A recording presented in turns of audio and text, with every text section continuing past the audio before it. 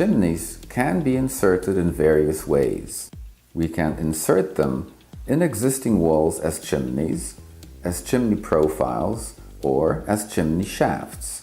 While inserting a chimney shaft, we insert a few chimneys at the same time. We select the chimney option and enter the properties. We will select a chimney type, for example a ventilation chimney, and we will define its sizes. The chimney will be rotated by 90 degrees. We are confirming it and inserting it.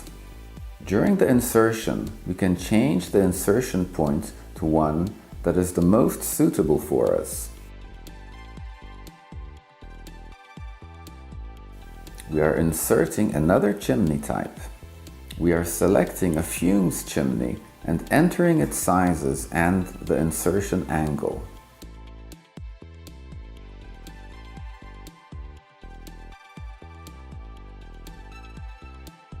Now we are changing the selection point and inserting the chimney.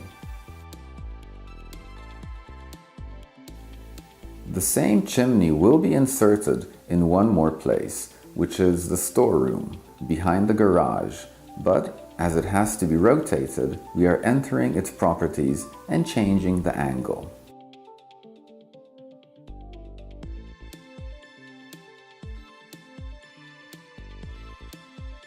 Now we are inserting a ventilation chimney again, but since we haven't saved it, we will use the copy tool.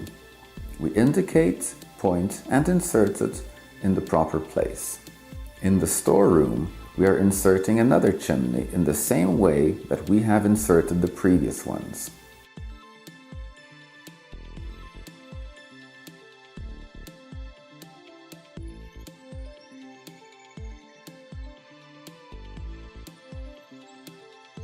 If we need to indicate a chimney flue, it is enough to select it and then select Insert Chimney Flue in the action bar.